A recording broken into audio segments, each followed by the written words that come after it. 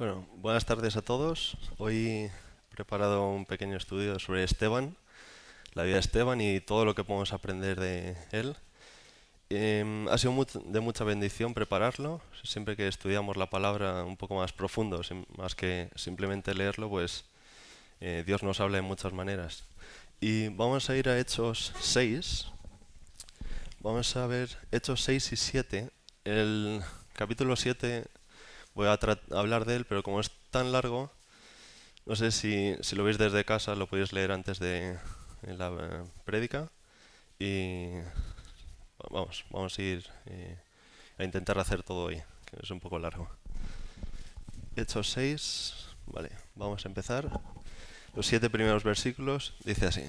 Por aquellos días, al multiplicarse el número de los discípulos, surgió una queja de parte de los judíos helenistas en contra de los judíos nativos, porque sus viudas eran desatendidas en la distribución diaria de los alimentos. Entonces los 12 convocaron a la congregación de los discípulos y dijeron: No es conveniente que nosotros descuidemos la palabra de Dios para servir mesas. Por tanto, hermanos, escojan de entre ustedes 7 hombres de buena reputación, llenos de Espíritu Santo y de sabiduría, a quienes podamos encargar esta tarea. Y nosotros nos entregaremos a la oración y al ministerio de la palabra.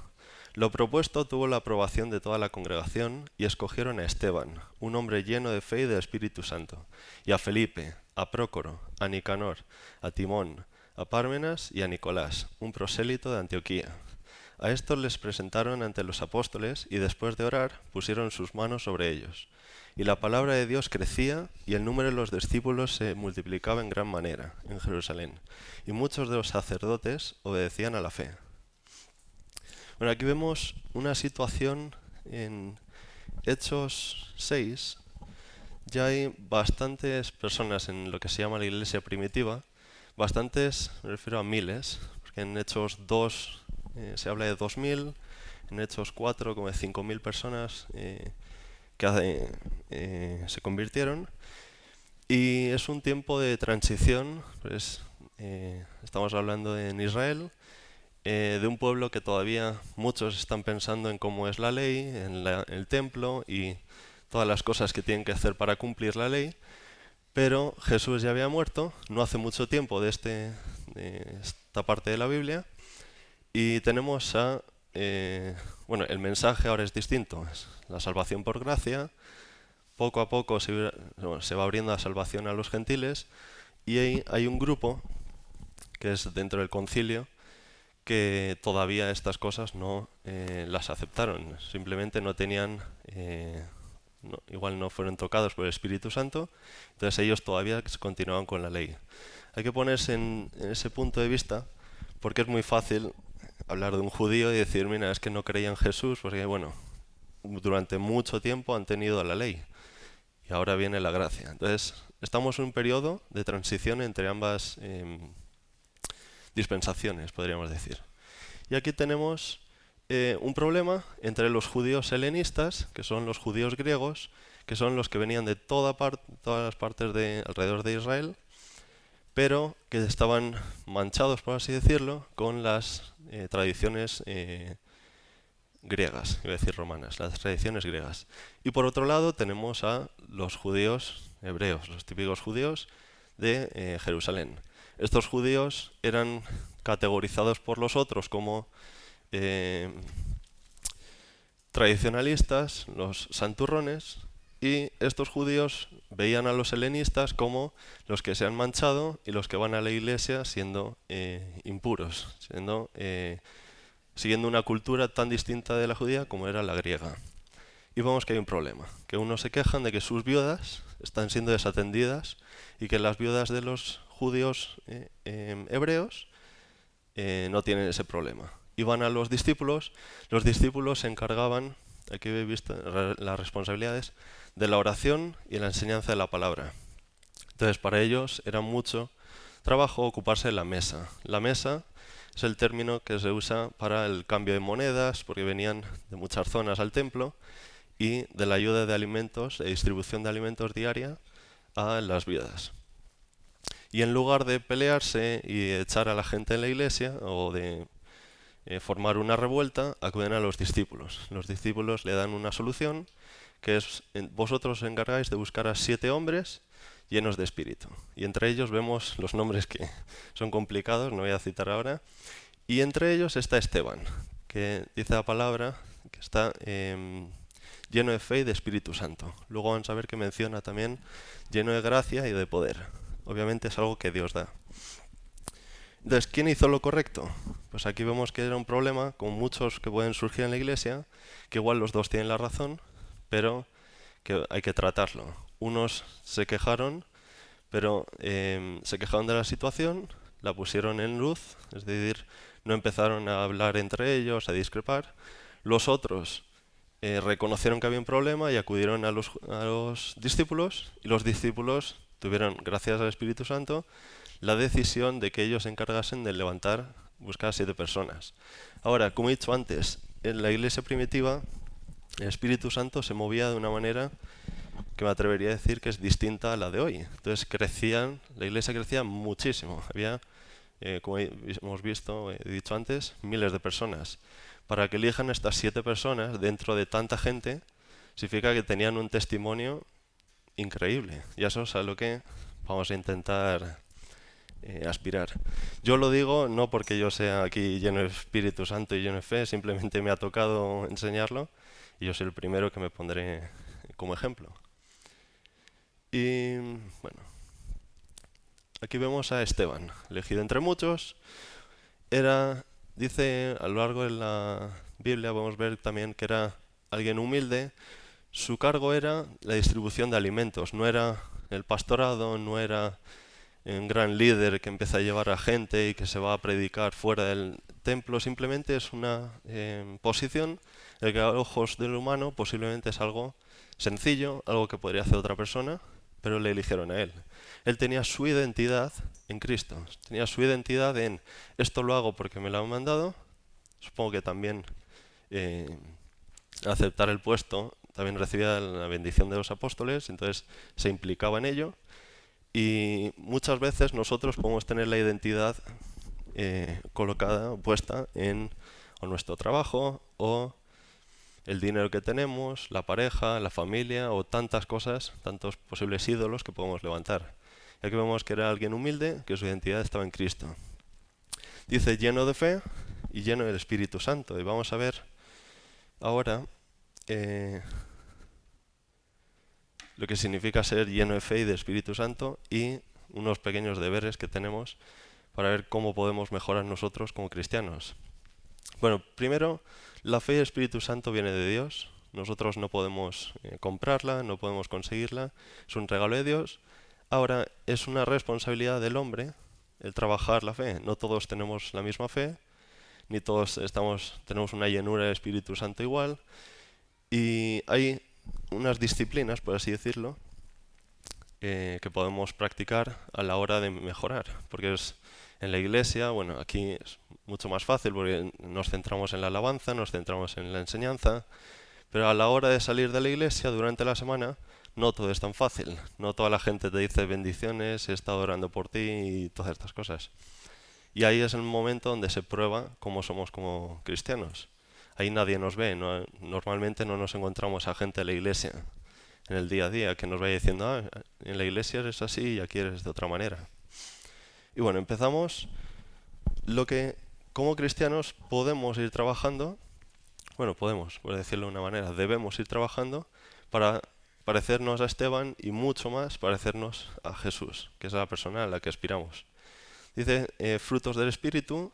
Nosotros tenemos que buscar hacer los frutos, producir fruto, y tienen que ser todos. No vale yo elijo el amor y la paciencia para otro hermano que igual en eso lo va muy bien. Tenemos que trabajar en todos los frutos y ahí está lo complicado. Jesús pudo tener todos y obrar correctamente a cada uno. Nosotros a veces podemos fallar en alguno de ellos. Como ejemplo, he encontrado a José, que es alguien que tuvo mucha paciencia, mostró amor, mostró fidelidad e incluso en la adversidad. Nosotros podemos creer que usamos todos los frutos del Espíritu o que practicamos frutos del Espíritu, pero cuando hay una tormenta, cuando hay un momento complicado, ¿cómo estamos delante de Dios? Por eso luego voy a mencionar que gracias a las pruebas tenemos esos pequeños exámenes que nos muestran automáticamente cómo somos. He elegido un versículo de Gálatas 5, 22, 23 que dice: pero el fruto del Espíritu es amor, gozo, paz, paciencia, benignidad, bondad, fidelidad, mansedumbre, dominio propio. Contra tales cosas no hay ley. Por eso he dicho, tenemos que trabajar en todos. No vale tener un 10 en 3 y el resto, como he dicho, que otro hermano lo haga y total, como es de la iglesia, pues se convalida de cierta manera. Una vida de oración. Aquí tenemos el ejemplo de Daniel. Nosotros, la única manera que tenemos por nuestra parte de acercarnos a Dios es mediante la oración. Contarle las cosas que suceden, pedirle a Dios y estar continuamente conectados con Él, como si fuese un teléfono que tenemos en el bolsillo. Como he dicho, tenemos el ejemplo de Daniel y el versículo que he elegido dice Filipenses 4, 6 al 7. Por nada estén afanosos, antes bien, en todo, mediante oración y súplica con acción de gracias, sean dadas a conocer sus peticiones delante de Dios. Y la paz de Dios, que sobrepasa todo entendimiento, guardará sus corazones y sus mentes en Cristo Jesús. O sea, nosotros debemos tener una vida de oración, debemos estar orando continuamente. Transformación espiritual, aquí voy a usar un ejemplo de alguien que vamos a ver luego en la historia, es Saulo. Y nosotros, si estudiamos cómo fue Saulo, mucho lo que persiguió a los cristianos, con ese afán de acabar con todos, a luego cómo vemos que la mitad del Nuevo Testamento es de Pablo y lo que podemos aprender de él, vemos que ha habido una transformación en nuestra vida igual. La Biblia usa el término de una mente renovada. Nosotros tenemos que tener una mente renovada. Cuando Cristo viene a nuestra vida, no actuamos de la misma manera, no pensamos de la misma manera. Y el versículo es Romanos 12:2. Dice, y no se adapten a este mundo, sino transfórmense mediante la renovación de su mente, para que verifiquen cuál es la voluntad de Dios, lo que es bueno y aceptable y perfecto. Luego, el testimonio. Aquí vemos en la parte, aquí dice que busca 7 hombres de buena reputación. Es decir, el testimonio es importante tanto para los no creyentes, lo que ven de nosotros, como para los creyentes dentro de la iglesia. Y puede afectar en gran manera el testimonio que damos. La evangelización es un mandato que tenemos como cristianos, la Gran Comisión. Y claro, si tú estás lleno de Espíritu Santo o en ese proceso, tú estás enamorado de Cristo, tú quieres contar al mundo lo que Dios ha hecho en tu vida. Entonces, es algo que está incluido en nuestras conversaciones, o debería estar incluido en nuestras conversaciones, debería ser algo que queremos contar a la gente, de algo que nosotros hemos conocido, las buenas noticias, y algo que ellos necesitan. Esto es algo que tenemos que hacer como cristianos, pero Dios tiene su parte, entonces nosotros tenemos que hacer la nuestra y Dios hará la suya, si es su voluntad. Esto en Mateo 28, 19 al 20 dice: vayan pues y hagan discípulos de todas las naciones, bautizándolos en el nombre del Padre y del Hijo y del Espíritu Santo, enseñándoles a guardar todo lo que les he mandado. Y recuerden, yo estoy con ustedes todos los días hasta el fin del mundo. Continuamos. O sea, alguien lleno de fe y Espíritu Santo, un cristiano que de verdad intenta ser como Jesús, busca también la humildad. Yo no me imagino a alguien, o a Pablo, es un ejemplo que podemos usar, que ponga su orgullo o su prepotencia de pensar, mira, yo hago estas cosas bien y vosotros, que no sois como yo, pues cada uno llega a lo que puede, por así decirlo. No, alguien humilde es alguien que sirve y lo hace con humildad, lo hace sabiendo que lo hace ante Dios y no ante el hombre. Entonces, hay una parte, no sé si es el versículo que he elegido, que dice que estimemos a nuestros hermanos como superiores a nosotros. Eso desmonta toda la vida de egoísmo que podamos tener, que podamos experimentar. Y como vemos, todas estas cosas al fallar, que obviamente fallamos o no lo hacemos de la mejor manera, Dios nos perdona. Entonces es algo que tenemos que trabajar. Y he elegido el versículo de Filipenses 2, 3 y 4, que dice no hagan nada por egoísmo o por vanagloria. Vanagloria, cuando entiendes de verdad lo que significa, el hecho de que alguien te diga lo bien que haces algo y que lo des por conseguir algo y luego al tiempo de meditar en ello dices, pues no ha servido para nada porque no he ganado nada. Es como, igual hay veces que si te felicitan mucho o un hermano que te dice algo bueno, está muy bien, pero luego meditas y dices, bueno, el tiempo se ha quedado ahí. O tú tienes que hacer las cosas para Dios, tienes que hacer que Dios... hay una canción que dice, hacer las cosas en secreto y Dios es el único que te escucha. Luego Dios te puede recompensar en público o no. Pero nosotros tenemos que hacer las cosas para Dios, no para la gente que tengamos enfrente. Y el versículo... quería seguir, perdón. Vanagloria. Que con actitud humilde cada uno de ustedes considere al otro más importante que a sí mismo, no buscando cada uno sus propios intereses, sino más bien el interés de los demás. Esto es lo contrario a lo que te dice el mundo. Es decir, trabajar para el resto, honrar al resto, hacer las cosas en beneficio del resto, y el mundo te dice no, vive para ti, sigue a tu corazón, busca tu felicidad y tantas cosas que puedes ver en redes sociales que dices, bueno, no quiero pensar mal porque estaría fallando en esto, pero digo, Señor, muéstrales la verdad porque viven muy equivocados. En humildad y servicio, bueno, tenemos a Jesús, que siendo enviado por Dios, lava el pie de los discípulos, bueno, y tantas situaciones que ahora no podría mencionar, en los que se muestra humilde, que podría considerarse superior, porque es el único, por ejemplo, que ha cumplido la ley, y no actuó de esa manera. Entonces nosotros tenemos que aspirar a ello. Confianza en Dios, vamos a ver sobre todo este tema en la vida de Esteban. El versículo de Proverbios 3, del 5 al 6, dice: confía en el Señor con todo tu corazón y no te apoyes en tu propio entendimiento. Reconócelo en todos tus caminos y Él enderezará tus sendas. Aquí en la confianza usa el ejemplo de Abraham, lo que comentaba con David. Simplemente el hecho de sacrificar o pensar que vas a sacrificar a tu hijo ya es una locura. Pero él confiaba tanto en Dios que dice, esto es lo que tengo que hacer. Y la misericordia de Dios pues permitió que su hijo pueda vivir un poco más con él. Pero él tenía confianza en Dios. Nosotros tenemos que buscar eso. Por eso, gracias a las pruebas, podemos ver cómo es nuestra confianza en Dios. Porque si todo va bien, ¿quién no va a decir que es buen cristiano? Tú lees la Biblia a horas y no tienes adversidad, pues crees que vas bien. El tema es, si viene un problema, ahí vas a ver cómo actúas. Si buscas por tu cuenta solucionar todo, ya te aviso que muchas veces no se puede, o confías en Dios y dices, bueno, esto te lo entrego en tus manos y sé que tú me vas a ayudar en ello. Y sí, dice, confía en el Señor con todo tu corazón y reconócelo en todos tus caminos. Sus caminos son perfectos, son muy distintos a los nuestros y gracias a Dios, para los que somos cristianos todo nos ayuda bien, incluso cuando nos equivocamos. Gratitud, alguien que busca ser como Jesús, que busca esa llenura espiritual, vive en gratitud.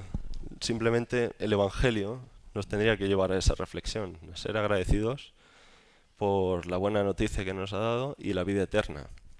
Simplemente con eso ya no hay más que añadir, ya con eso tenemos que vivir agradeciendo por todo lo que tenemos, todo lo que Dios permite en nuestra vida, sea bueno o malo, y buscar cómo agradarle a Dios en cada situación. Y por último, amor y unidad en la Iglesia, que el versículo de Juan 13, de 34 a 35, dice: un mandamiento nuevo les doy, que se amen los unos a los otros, como yo los he amado. Así también se amen los unos a los otros. En esto conocerán todos que son mis discípulos, si se tienen amor los unos a los otros. Claro, tú imagínate alguien que dice que es cristiano y en la iglesia... a ver cómo digo esto, pensé que en mi cabeza sonaba mejor. Simplemente viene, intenta no hablar con nadie o no le importa la vida de los demás o la vida de tus hermanos o de tu familia. Alguien que solo vive para sí mismo, eso es lo que quiere decir. Alguien que incluso teniendo relaciones de sangre, familia, solo piensa en sí mismo, pues al final no estás... primero, el Evangelio no te ha mostrado algo importante, que es el amor que Dios tiene con nosotros, y esto incluye el orgullo, el egoísmo y tantos pecados que van de la mano. Y ahora, ¿cómo nos autoexaminamos sobre saber si tenemos una fe como deberíamos tener o buscar estar lleno de fe y de Espíritu Santo?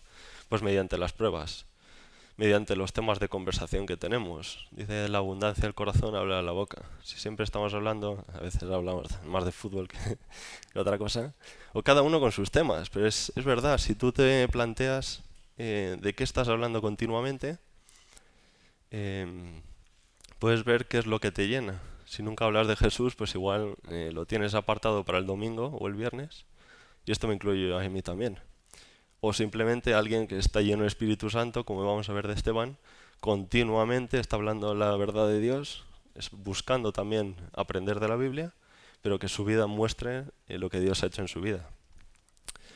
Ahora, la pregunta que dijo Miguel una vez también, algo que es muy indicativo de si estamos de verdad con esas ganas de ver a Jesús en el cielo, es si echaríamos algo en menos en esta tierra. Como ya hicimos la pregunta anteriormente, pues bueno, la vuelvo a repetir y que podamos pensar cada uno qué es eso que echaríamos de menos, que nos diría, bueno, mejor espérate al 2026 porque este año hay proyectos que quiero y ahora mismo me viene mal que vengas.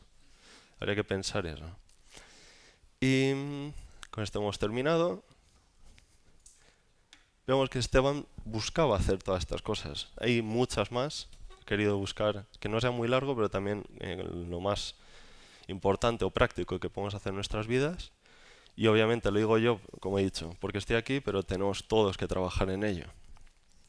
Y ahora vamos a ver qué pasa cuando alguien como Esteban empieza a enseñar algo revolucionario para esta época. Volvemos a lo de antes de visitar. Nosotros todos nos vamos a Israel en ese momento en el que vemos que todos están bajo la ley o buscan estar bajo la ley. Pero ¿qué pasa? Que ha venido Cristo, que ha muerto por los pecados y ahora están en otra dispensación. Hay que leer este pasaje pensando en esa época en la que estaban.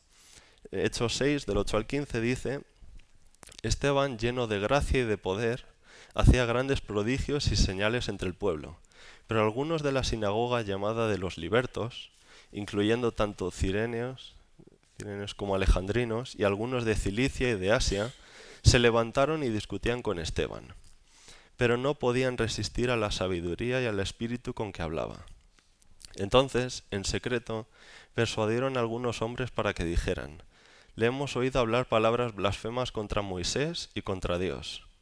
Y alborotaron al pueblo, a los ancianos y a los escribas, y cayendo sobre él, lo arrestaron y lo trajeron al concilio. Presentaron testigos falsos que dijeron: este hombre continuamente habla en contra de este lugar santo y de la ley, porque le hemos oído decir que este nazareno, Jesús, destruirá este lugar y cambiará las tradiciones que Moisés nos dejó. Y al fijar la mirada en él, todos los que estaban sentados en el concilio vieron su rostro como el rostro de un ángel. Ahora, debatía con los libertos, que estaban buscando un poco, creo que es aquellos, cristianos no, aquellos judíos que iban a la iglesia que habían partido de la esclavitud. Era gente, si no me quiero equivocar, que venían de esta situación social. Y claro, Dios le había puesto, junto a Jesús, esa llenura espiritual. Entonces, a la hora de hablar con ellos, dice que en el texto que no podían debatir con él. Él les mostraba las verdades y ellos estaban a otro nivel, entonces no podían. ¿Y qué hicieron? Sobornar. El soborno, según la RAE, es corromper a alguien con dádivas para conseguir de él algo.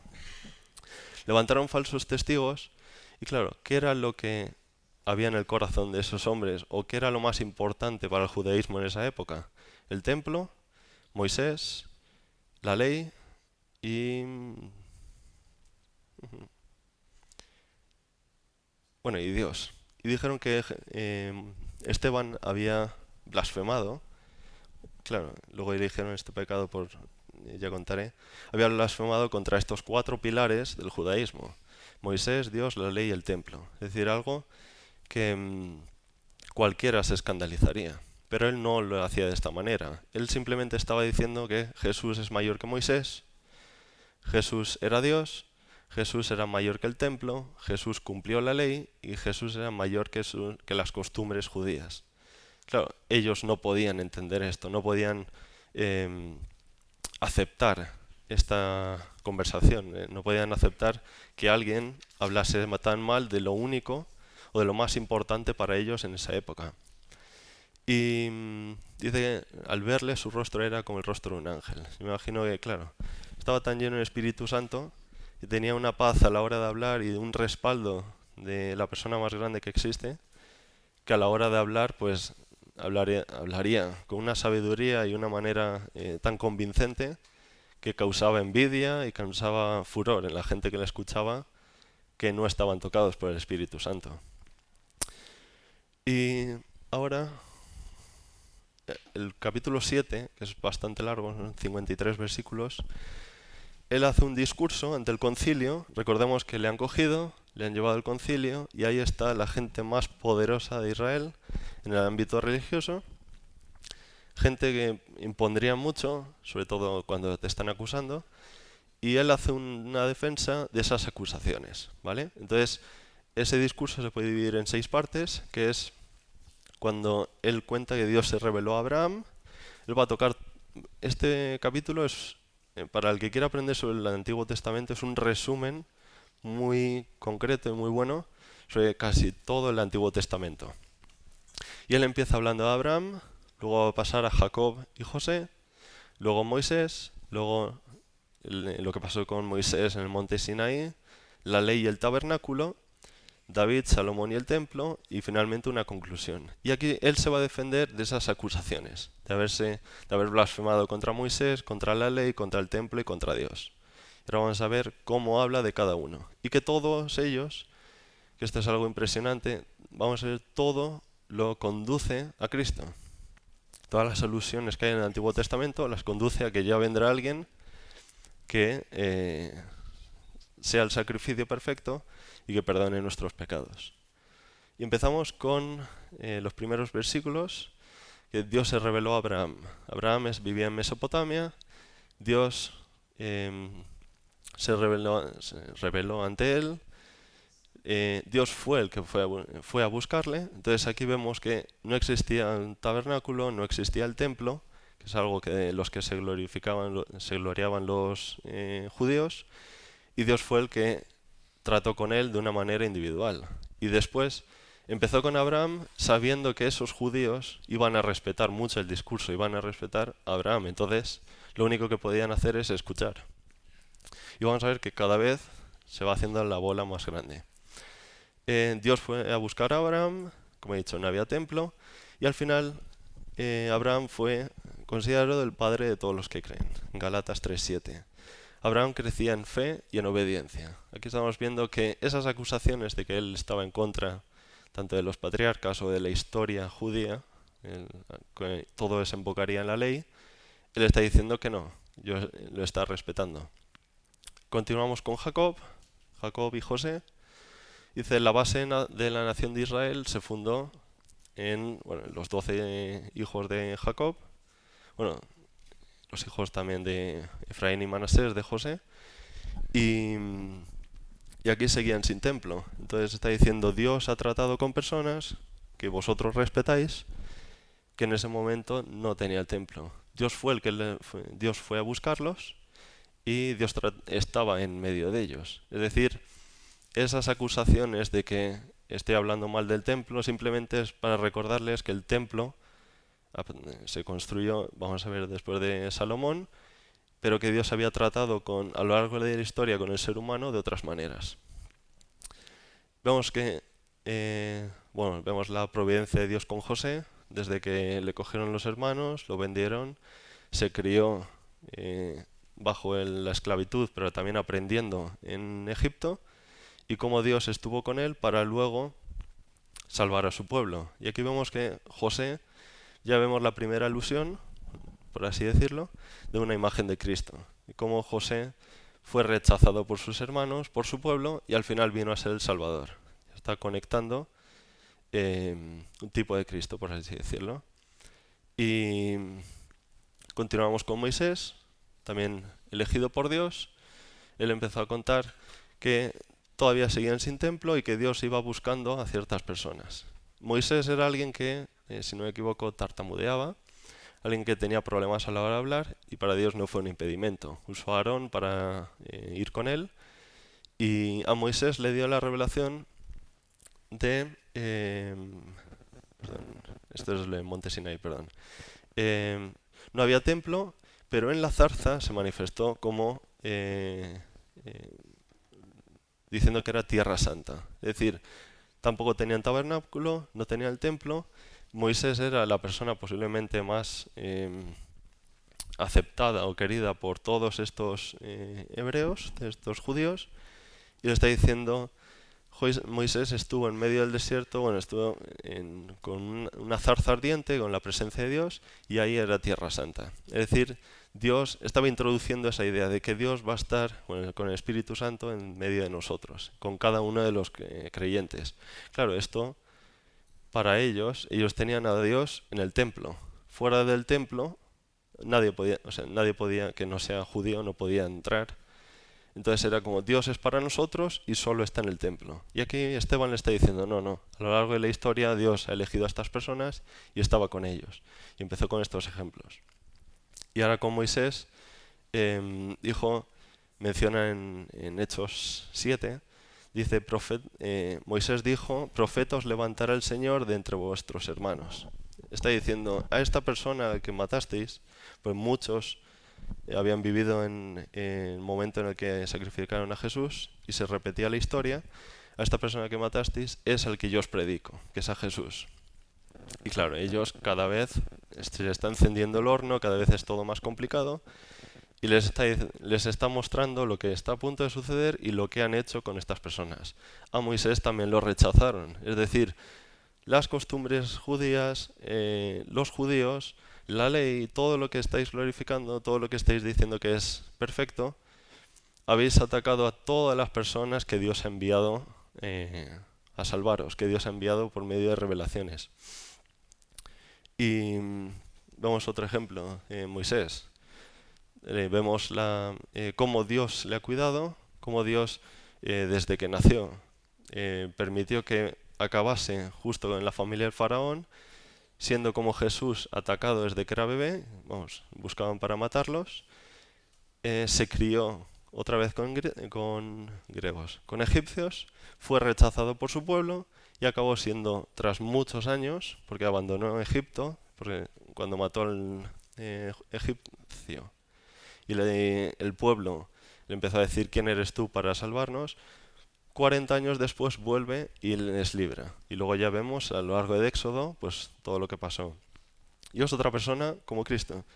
Alguien que rechazaron y alguien que acabó siendo el libertador. Ya estamos viendo tres personas que iban a cumplir eso que ellos negaban de que Jesús todavía no era esa persona y al que habían matado. Y vamos a seguir en Monte Sinai, también con Moisés. Moisés sube al Monte Sinai, por eso he dicho que este capítulo es un resumen de todo el Antiguo Testamento. Moisés sube al Monte Sinai, Aarón posiblemente en horas bajas recibió mucha presión sobre el pueblo, levantaron un becerro de oro. Moisés estaba en el monte recibiendo la ley y diversas ¿cómo iba a decir? Revelaciones sobre lo que tenía que hacer con el pueblo, y cuando baja Moisés ve las cosas que han hecho, el becerro que han levantado, y aquí Moisés y Esteban usa sabiamente la idea del tabernáculo, de que Moisés cuando recibió esa revelación de cómo sería el tabernáculo y los sacrificios sobre la expiación de pecados y cómo se tenían que hacer, que eso es algo que vemos en Deuteronomio, cómo se iba a perdonar los pecados a través del sacrificio. Esteban lo conecta diciendo, hay alguien que en un futuro vendrá y será el sacrificio perfecto, el sacrificio que perdonará el pecado. Y también lo rechazaron. Entonces está diciendo, todo lo que Dios os ha mandado lo habéis rechazado, porque sois, como vemos, duros de cerviz, vamos a ver más tarde. Dios obraba en Israel con las personas que elegía, todos han sido elegidos por Dios, y Israel siempre es rebelde a lo que Dios levantaba. Y aquí Esteban, a lo largo de este capítulo, está contando todo lo que está pasando. ¿Y qué pasa? Que después de años más tarde llega David. Y aquí va a hablar más sobre la idea del templo y cómo él no está hablando mal del templo, simplemente está recordando que Dios no necesita un templo para tratar con las personas o habitar en medio de ellos. Vemos a David, que era el segundo rey después de Saúl. La idea de Dios no era levantar reyes para Israel, pero según la dureza del corazón del pueblo, les dio a Saúl, más tarde vino David, y David fue el que, si no me equivoco, pidió a Dios ese favor de levantar el templo.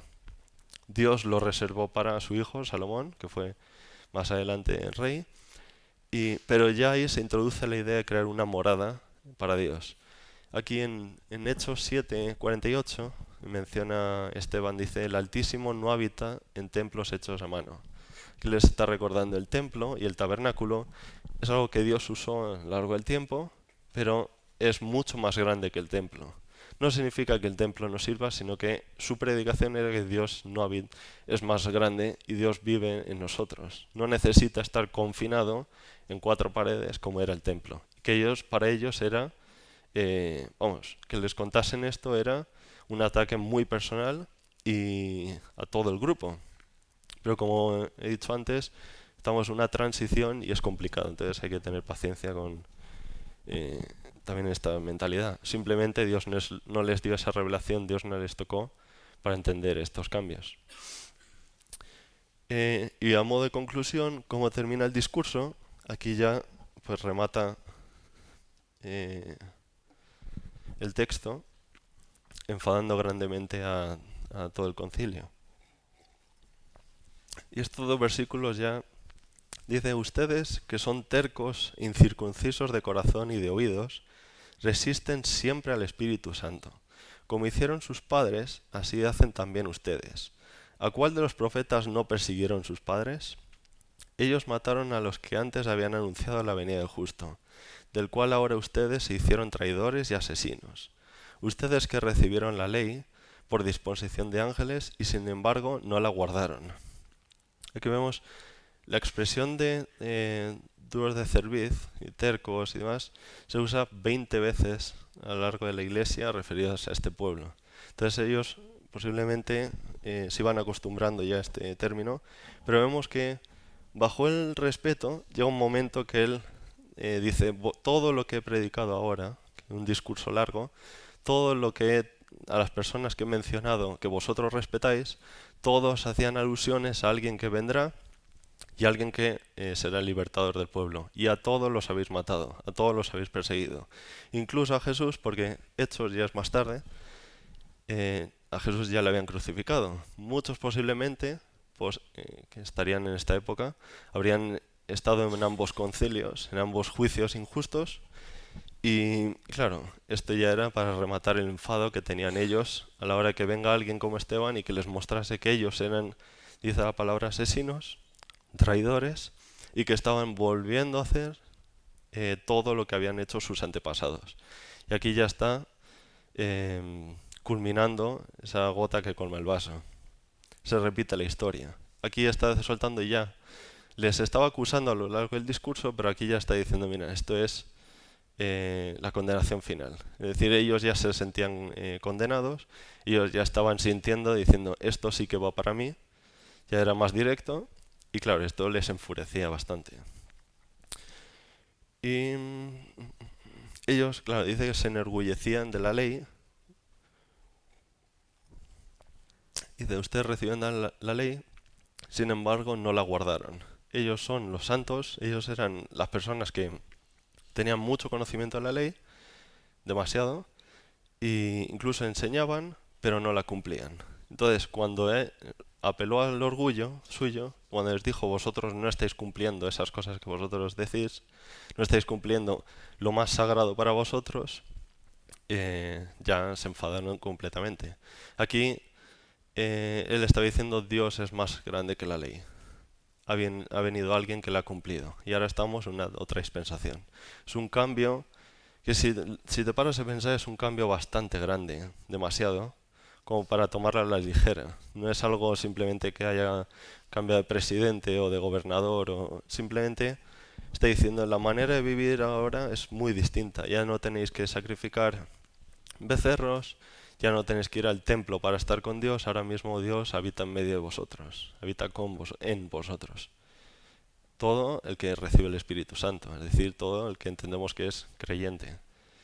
Y ellos no tenían esa luz. Entonces, era de gran revolución esto. Y ahora vamos a ver el martirio de Esteban, es el final, que dice, al oír esto, se sintieron profundamente ofendidos y crujían los dientes contra él. Pero Esteban, lleno del Espíritu Santo, fijo los ojos en el cielo, vio la gloria de Dios y a Jesús de pie a la diestra de Dios, y dijo, veo los cielos abiertos y al Hijo del Hombre de pie a la diestra de Dios.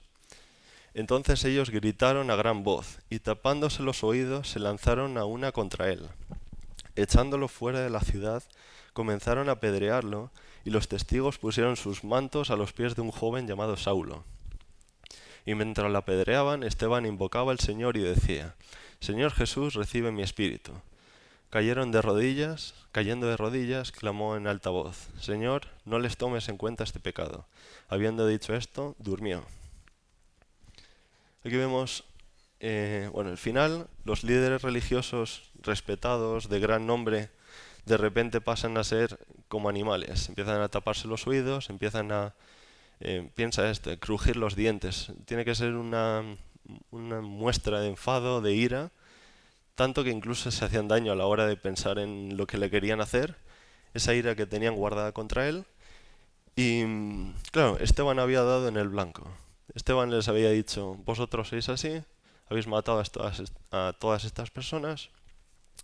Y encima dice que a esa persona que predica, que era Jesús, tuvo una visión en la que dice que está sentado al lado de Dios. Imagínate, para terminar el discurso, ese broche de oro de cómo terminarlo, ellos que están negando a Cristo, que están todavía esperando un Mesías, y viene él y le dice, no, si es que la persona que habéis matado y ha crucificado, es que le estoy viendo ahora mismo, y está al lado de Dios. Pues, claro, se tapaban los oídos, gritaban. Imaginaos, ponte en esa situación que estás en medio de tanta gente hablando, gente que imponía, yo no sé cómo estaría en ese momento si tuviera que hablar a esas personas, gente de autoridad, gente que si querían podían escribir una carta a los romanos y matarle, porque ellos tenían un procedimiento judicial también. Y entonces ves la ira con la que se encendían, que tuvieron contra él, se encendieron posiblemente todos de una, como dice, a ir a por él, a agarrarle, a desvestirle y a matarle. Ahora vamos a ver poco a poco también cómo es este proceso. Ahora, estaban tan llenos de ira, pero tanto, que se olvidaron de que ellos no podían matar a alguien por sí mismos. Es decir, ellos tenían, su responsabilidad era el aspecto espiritual, por así decirlo, el aspecto religioso, pero a la hora de matarlo tenían que llevarlo, no a Roma físicamente, pero sí que se encargue el tema los romanos. Y ellos lo pasaron por alto. Hay comentarios que dicen que justo en ese momento había una transición en el gobierno, que no estaba muy claro cómo se tenía que hacer, pero yo me decanto que tenían tantas ganas de matarlo que dijeron, mira, este no va a esperar una semana más. Y encima con la ira que tenían, dijeron, pues lo matamos ahora mismo. Y claro, ya mencionamos a Saulo, que ahora vamos a hablar un poquito. Y eso, el Sanedrín no podía matarlo, entonces fue una muerte injusta, con un juicio injusto, es decir, no había hecho nada para estar condenado, y ahí vemos ápices de lo que voy a terminar al final diciendo eso, que es una imagen de Cristo. También ha sufrido cosas que Cristo sufrió antes. Y claro, ¿qué significa? Bueno, digo que Jesús está a la diestra de Dios, eso se puede ver en varios versículos, he escogido Colosenses 3:1 y Mateo, esto ya se puede leer más tarde en casa, pero son citas bíblicas en las que te muestra que Jesús está al lado de Dios, a la diestra, es decir, con poder. Y claro, yo me imagino aquí que él recibe esa visión de parte de Dios, de mostrarle esa autoridad que tenía Jesús y Dios, decir, estoy contigo en esto que estás haciendo, es decir, tienes mi aprobación. Y él tuvo ese gran privilegio de poder ver a Jesús al lado de Dios, que es algo que yo creo que aquí nadie lo ha conseguido todavía, que está reservado para cuando estemos con él. Y vamos a indagar un poco sobre la idea de mártir. Dice que fue el primer mártir cristiano o registrado en la Biblia. Mártir significa testigo, es decir, alguien que tiene la obligación de decir lo que ha visto, o lo que ha escuchado y proclamar lo que sabe. Es decir, tienes la obligación de decir ante una corte, ante un juzgado, lo que ha pasado. ¿Qué pasa? Que este término testigo de mártir, que viene del griego martis, en el siglo segundo, como el testimonio que daban los cristianos siempre acababa en muerte, siempre acababa en persecución, cambió el significado, como he dicho, en el siglo segundo, a mártir es esa persona que no renuncia a su fe y muere. Este es el término de mártir en el que ahora entendemos que Esteban fue el primer mártir del cristianismo. Y por último, la Mishnah, que es el acto de lapidación. Voy a leer un comentario de Bruce, es una persona que ha estudiado más sobre escritos judíos, y habla cómo es la lapidación. No es simplemente de le colocamos en el medio, le tiramos piedras y que se muera poco a poco. Dice, voy a leerlo textualmente, dice, la práctica de apedrear. Cuando el juicio se termina, el hombre condenado es traído fuera para ser apedreado. Cuando a 10 codos del lugar del apedreamiento le dicen, confiesa porque es la costumbre de todos que serán ejecutados hacer confesión, y cada uno que confiesa tiene parte en la edad venidera. A 4 codos del lugar de apedreamiento, el criminal es desnudado. Esto intuyo que es también de cara al sufrimiento, no tienes protección, es más doloroso. La caída del lugar de apedreamiento era 2 veces la altura de un hombre. Había un hoyo, posiblemente igual 3 metros. Dice, uno de los testigos empuja al criminal desde atrás para que caiga boca abajo. Después le ponen boca arriba. Si muere de la caída, si lo dice esto es porque pasó, es suficiente. Si no, el segundo testigo toma la piedra y lo deja caer sobre su corazón. Si esto causa muerte, es suficiente. Si no, si la persona resiste, es apedreado por toda la congregación de Israel. O sea, cuando leamos, la siguiente vez que leamos que alguien es apedreado, por ejemplo en Hechos, a la persona que le pusieron la ropa, que era Saulo, a Pablo le apedrearon muchas veces. Entiendo que es la manera, el procedimiento que se hacía normalmente. Dice a Saulo muchas veces le apedreaban y no moría. Entonces, supongo que llega un momento que si se hace un acto o una ceremonia, como se dice tal cual, se haría de esta manera, pero a Pablo, por ejemplo, le apedrearon simplemente a veces cuando estaba en la calle y le cogían entre varios. Entonces, puede ser también el hecho de que le tirasen. Aquí vemos más una ceremonia, posiblemente sea de este estilo.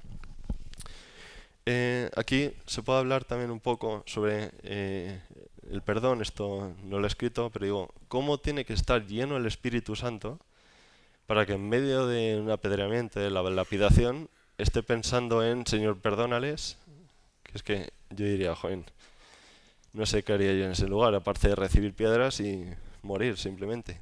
Pero estaba tan lleno de Espíritu Santo y también inspirado por Dios y cuidado por Dios, que dice que les perdonó de esa manera. Luego, posiblemente todo este relato se contó Pablo, más adelante, a Lucas, porque Pablo estaba con el nombre Saulo, viendo todo lo que pasaba. Es decir, él tenía un nivel de autoridad en el que la gente le colocaba la ropa del mártir, de la persona que iban a apedrear. Es decir, era alguien importante y sobre todo alguien que tenía voto. Esto significa que él había consentido, obviamente porque le mataron, consintió que se actúe de esta manera con él. Y, como he dicho antes, la transformación espiritual luego le llevó, por medio de Dios, no porque él sea un superhéroe, a convertirse en lo que fue Pablo al final. Y sobre todo la paz que te da perdonar. No es lo mismo yo en el colegio cuando hay dos niños que se pelean, y bueno, perdonaos, y a veces dicen, sí, perdón, no se ven, o están, venga, un abrazo, están ahí así. Digo, no, no, perdonar de verdad, hay que perdonar a la gente, pensar, todos fallamos y vivir en esa paz. Es decir, cuando tú perdonas a medias, sigues viendo a esa persona como todavía no quiero estar con él. Pero si tú perdonas de verdad, Dios te da esa paz, decir, no tengo problema con ninguno. Y es algo dentro de las disciplinas que tenemos que ir practicando también. Y aquí vemos Esteban, también fue imagen de Jesús, recibió juicio injusto como Jesús. Jesús recibió más, una muerte injusta, perdonó a la gente que le mató al final de su vida y sí, ya está. Recibió, es alguien que actuó como Jesús, que posiblemente para salvarse de la lapidación podría haber dicho, bueno, igual el templo lo es todo, Moisés es todo y Jesús fue alguien más y te libras. No sé nosotros qué haríamos en ese momento. Tú ves que te pueden condenar, que te pueden matar a piedras y si eres firme a la palabra vas a sufrir. Eso es algo que vemos. Puedes escaquearte, claro. Si tú niegas a la fe y niegas lo que has aprendido, puedes escaquearte de estas palizas. Él no lo hizo, entonces él estaba firme en lo que entendía que era la verdad. Termina el relato diciendo que durmió. Es decir, que a la hora de despertarse estaba con Jesús. Y a modo de conclusión, vemos que Esteban, un hombre lleno de fe y del Espíritu Santo, nosotros debemos aspirar a tener esa llenura, de que la gente, bueno, lo más importante, que Dios pueda ver en nosotros que nos esforzamos en practicar ese regalo que Dios nos ha dado, pero en ponerlo en práctica. Nuestro servicio y nuestro testimonio tiene que glorificar a Dios, tiene que estar todo centrado en agradar a Dios y no al hombre. Nuestra identidad, como he dicho antes, no tiene que ser ni el dinero, ni la posición, ni el trabajo, ni el estatus que tengamos, sino nuestra identidad tiene que ser su hijo de Dios y siervo, es decir, tengo que servir en él. Tenemos que ser fieles a la palabra de Dios, tenemos que estar dispuestos a que la palabra de Dios nos haga una revolución por dentro. Porque muchas veces leemos la palabra y hay cosas que aprendemos nuevas o hay cosas que hemos aprendido mal y Dios nos da una revelación o nos toca de manera distinta y entendemos un versículo o un pasaje o aprendemos de un pasaje y tenemos que acogerlo en nuestras vidas, no simplemente leer o ser oidores. Cuando estudias un libro, pues aprendes mucho del libro, disfrutas mucho de ese momento, pero tienes que ponerlo en práctica en tu vida. Y Esteban confiaba plenamente en Dios y ha dicho, tenía muchas maneras de esquivar esa situación. Podría haber seguido en su trabajo, de repartir alimentos, pero Dios lo usó para muchas cosas importantes. Es una persona de la que no se nos habla mucho de su vida como tal, de su infancia, pero sí que nos habla de lo importante que fue él tanto para la iglesia, tanto para futuros creyentes y bueno, y poder explicar hoy en una iglesia sobre su vida. Y deberíamos esforzarnos en aprender la palabra de Dios y, como he dicho antes, vivirla, que no caiga en un saco roto. Y hay un versículo para terminar, que es el resumen de todo, que es Colosenses 3, del 2 al 3, que a ver a quién nos suena a la hora de leerlo, que dice, pongan la mira en las cosas de arriba y no en las de la tierra, porque ustedes han muerto y su vida está...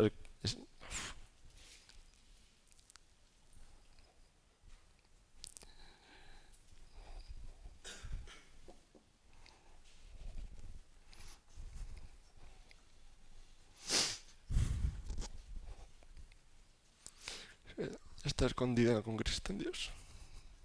Amén.